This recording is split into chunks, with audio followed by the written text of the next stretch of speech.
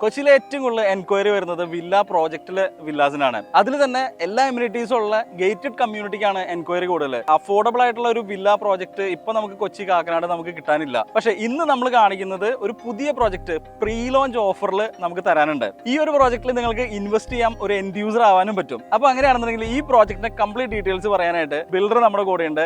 അസ്ലമാണ് നമ്മുടെ കൂടെ ഉള്ളത്. ഈ കംപ്ലീറ്റ് ഡീറ്റെയിൽസ് നമുക്ക് അസ്ലമിനോട് ചോദിച്ചു നോക്കാം. ഹായ് അസ്ലം. ഹായ്. ഈ ഒരു പ്രോജക്റ്റിന്റെ ലൊക്കേഷൻ, ഇതിന്റെ എമ്യൂണിറ്റീസ്, ഇതിന്റെ എന്തൊക്കെയാണ് പോസിറ്റീവ്സ്, എന്തൊക്കെയാണ് നെഗറ്റീവ്സ്? ആദ്യമായി റിയൽ തിയറിയുടെ എല്ലാ വ്യൂവേഴ്സിനും എൻ്റെ നമസ്കാരം. ഇപ്പോൾ നമ്മളുടെ പണ്ട് മുതൽ റിയൽ തിയറി അല്ലെങ്കിൽ അജീഷ് നമ്മളായിട്ട് കോർഡിനേറ്റ് ചെയ്യുന്നുണ്ട്. നമ്മുടെ ഒട്ടുമിക്ക എല്ലാ പ്രൊജക്റ്റുകളും അദ്ദേഹം വളരെ ഭംഗിയായിട്ട് നമ്മുടെ പ്രൊജക്റ്റ് കോർഡിനേറ്റ് ചെയ്യുന്ന ആളാണ്. അജീഷിനെ അറിയാവുന്ന പോലെ തന്നെ കൊച്ചിയിലെ ഏറ്റവും കൂടുതൽ വില്ലാസ് ചെയ്യുന്ന ബിൽഡർ വേറെ ഇല്ല. ഇത് നമ്മുടെ കാക്കനാട്ടിലെ 5ാമത്തെ പ്രൊജക്റ്റാണ്. എബോവ് ദ വേൾഡ് എന്നാണ് പ്രൊജക്റ്റിന് പേര് നമ്മൾ ഇട്ടിരിക്കുന്നത്. ശരിക്കും ആ പേര് നമുക്ക് അന്വർത്ഥമാക്കുന്ന രീതിയിലാണ് ഈ പ്രോപ്പർട്ടി നിൽക്കുന്നത്. കാരണം നല്ല ഹൈറ്റിലാണ്, ഭയങ്കര വ്യൂ ആണ് ഇവിടുന്ന്. അതായത് ഈ ഒരു പ്രൊജക്ടിന്റെ പ്രത്യേകത പേര് സമൃദ്ധമാക്കുന്ന പോലെ തന്നെ ഏറ്റവും ഹൈറ്റ് കൂടിയ ലൊക്കേഷൻ, കാക്കനാടിലെ തന്നെ അല്ലെങ്കിൽ കൊച്ചിയിലെ തന്നെ ഏറ്റവും ഹൈറ്റ് കൂടിയ ലൊക്കേഷനാണ് നമ്മളിപ്പോൾ നിൽക്കുന്നത്. അതുകൊണ്ട് തന്നെ ഇവിടെ നോക്കിക്കഴിഞ്ഞാൽ നമ്മുടെ അമ്യൂണിറ്റീസ് ഏരിയയിൽ നിന്ന് നോക്കിക്കഴിഞ്ഞാൽ ത്രൂ ഔട്ട് വ്യൂ ആണ് കിട്ടുന്നത്. കൊച്ചിയുടെ ഏകദേശം ഒരു ഇവിടെ നോക്കിക്കഴിഞ്ഞാൽ കാക്കനാട് അല്ലെങ്കിൽ പാലാരിവട്ടം അല്ലെങ്കിൽ തൃപ്പൂണിത്തറ ഏരിയാസ് വരെ നമുക്ക് വ്യൂ കിട്ടുന്നുണ്ട്. മെയിൻ ഒരു അഡ്വാൻറ്റേജ് എന്ന് പറയുന്നത് ഫുൾ പച്ചപ്പാണ്. നോക്കിക്കഴിഞ്ഞാൽ തന്നെ കാണാൻ പറ്റും. ഫുൾ പച്ചപ്പും അല്ലെങ്കിൽ ഹരിതാപം എന്നൊക്കെ പറയുന്ന പോലെ കാണാൻ പറ്റും. മെയിൻ വേറൊരു അഡ്വാൻറ്റേജ് എന്ന് പറയുമ്പോൾ ഫ്രഷ് എയർ. കാക്കനാട് അല്ലെങ്കിൽ എറണാകുളത്തിൽ ഏറ്റവും കൂടുതൽ ബുദ്ധിമുട്ടുന്ന ഒരു ഇഷ്യൂ ആണ് ഫ്രഷ് എയർ. ഈ ഒരു ലൊക്കേഷനിൽ ഇപ്പോൾ നോക്കിയാൽ വന്ന് കണ്ടാൽ അറിയാൻ പറ്റും ഫ്രഷ് എയർ കിട്ടുന്ന ഒരു ലൊക്കേഷനാണ്.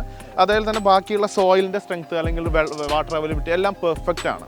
ഇവൻ പൈൽ പോലും നമുക്ക് ആവശ്യമില്ല, റബ്ബറിൽ തന്നെ നമുക്ക് ചെയ്യാൻ പറ്റും. വെള്ളം അത്യാവശ്യത്തിനുണ്ട്, ബോർവെല്ലും അല്ലെങ്കിൽ വെൽ വാട്ടർ കണക്ഷനും ഉണ്ട്, കേഡബിളുടെ കണക്ഷനും നമ്മൾ പ്രൊവൈഡ് ചെയ്യുന്നുണ്ട്. ഇത് പ്രൊജക്റ്റിൻ്റെ പ്രത്യേകത.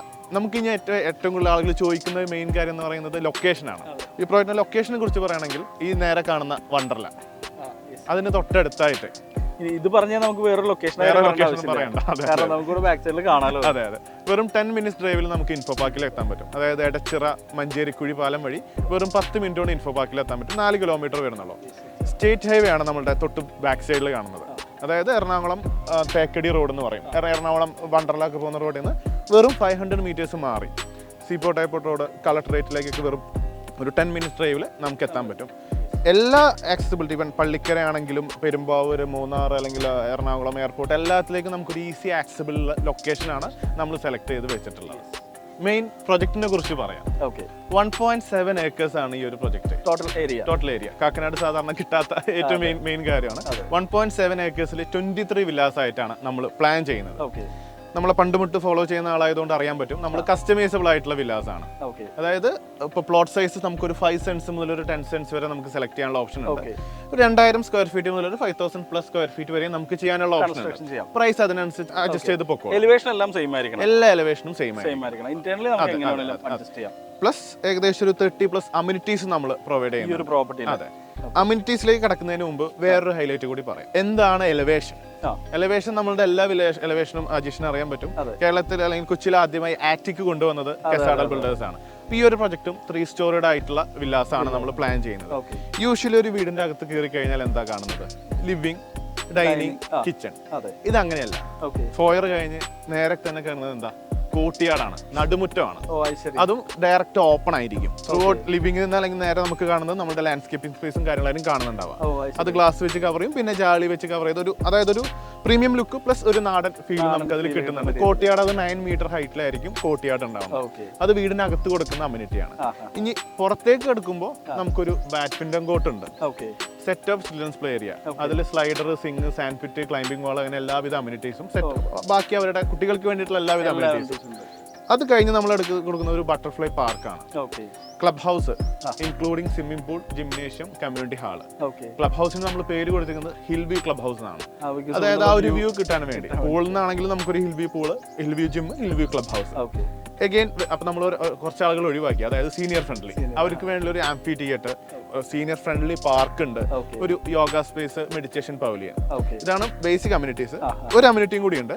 ത്രൂ ഔട്ട് നമുക്ക് ആ ഒരു ഹിൽ വ്യൂവിന്റെ ലുക്ക് കിട്ടാൻ വേണ്ടി ഒരു വാക്ക് വേയും കൂടി കൊടുത്തിട്ടുണ്ട്. എല്ലാവരും ഹെൽത്ത് ശ്രദ്ധിക്കുന്ന ആൾക്കാരുള്ള ഇങ്ങനത്തെ ബ്യൂട്ടിഫുൾ ആയിട്ടുള്ള ഏരിയകൾ നടക്കാൻ. പിന്നെ യൂഷ്വലി എല്ലാ പ്രോജക്റ്റിലും ചെയ്യുന്ന പോലെ automatic gate, security, CCTV, KW connection, അങ്ങനെ എല്ലാവിധ അമ്യൂണിറ്റീസും നമ്മൾ പ്രൊവൈഡ് ചെയ്യുന്നു. ഇവിടെ നമുക്ക് 2 രീതിയിലാണ് വെള്ളം കിട്ടുന്നത്. ഒന്ന് ബോർവെൽസ് ഉണ്ട്, നമുക്ക് കോമൺ ആയിട്ടുള്ള ബോർവെൽ ഉണ്ട്. അതുകൂടാതെ KW കണക്ഷൻ നമുക്ക് പ്രൊവൈഡ് ചെയ്യാം. മെയിൻ ഒരു അഡ്വാൻറ്റേജ് ഇപ്പോൾ യൂഷ്വലി നമുക്ക് കറണ്ട് ഒക്കെ പോയി ലൈക്ക് എല്ലാ വില്ല പ്രോജക്റ്റിലും കാണുന്നതാണ്. ഇലക്ട്രിക്കിന്റെ പോസ്റ്റ് ഒക്കെ മുകളിൽ കൂടെ ആയി കഴിഞ്ഞാൽ മൊത്തം ഒരു പ്രൊജക്ടിന്റെ ലുക്കിനെ ബാധിക്കുന്നുണ്ട്.